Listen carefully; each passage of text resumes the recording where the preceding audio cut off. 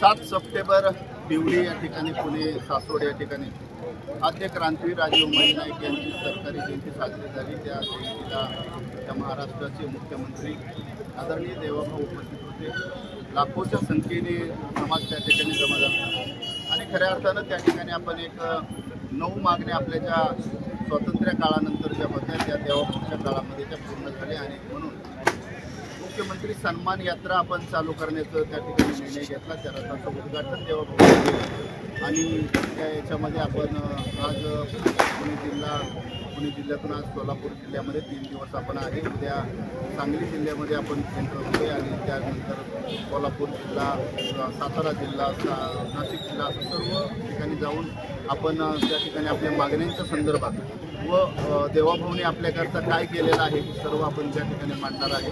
आणि खऱ्या अर्थानं ही सर्व उतरायची परतफेड रामोशी बेडर समाजाकडं काही देवाभाऊ करता देण्याकरता नाही आहे, पण एक आहे की रामोशी समाज पहिल्यापासून इमानदार समाज आणि दिलेल्या शब्दाला जागा राहणारा समाज आहे आणि म्हणून आम्ही महाराष्ट्रभर देवाभाऊनी जे आमच्याकरता केलेलं आहे त्याचं दुसरा आहे म्हणून आम्ही महाराष्ट्रामध्ये जाऊन आम्ही त्यांचा सन्मान करतो। ज्या पद्धतीने तुम्ही भाषणाप्रमाणे सांगितलं ते जेवढं आम्ही मानतो तेवढं आम्ही देवाभाऊला मानतो। याच पद्धतीने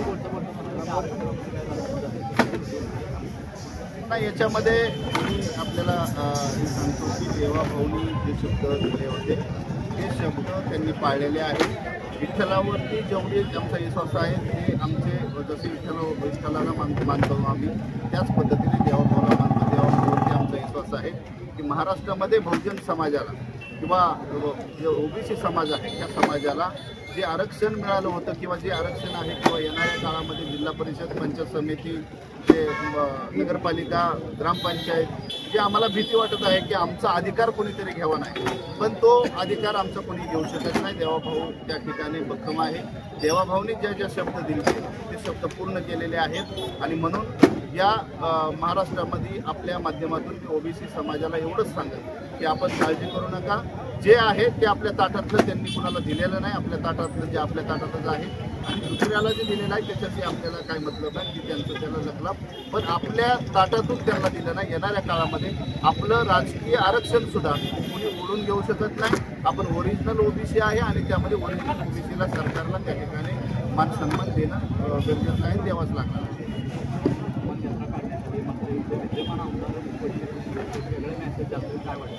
नाही, इथल्या आमदारांना मी आपल्या माध्यमातून एकच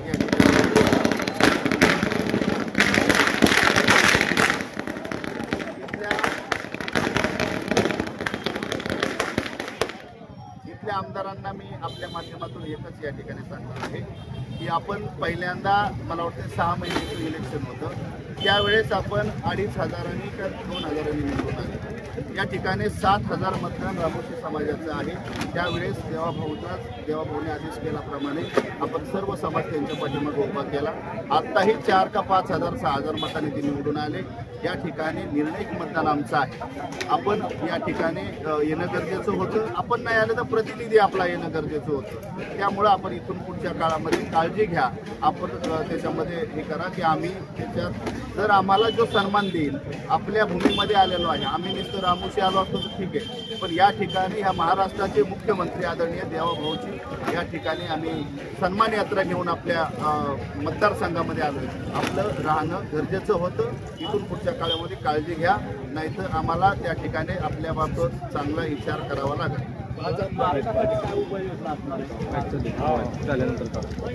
जे म्हणजे इथलं स्मारक पंढरपूरचं जे स्मारक आहे यामध्ये आपली मागणी आता आपण मालक परिचारक यांच्यासमोर आपण मांडलेले आहे। त्यांनी आपल्याला शब्द दिलेला आहे कारण आता प्रशासन काहीतरी पंढरपूर याच्यावरती आहे, इलेक्शन झाल्यानंतर त्या ठिकाणी जागेची उपलब्ध करून आपण त्या ठिकाणी पुतळ्याचं नियोजन करणार असं त्यांनी या ठिकाणी आपल्याला शब्द दिलेला आहे।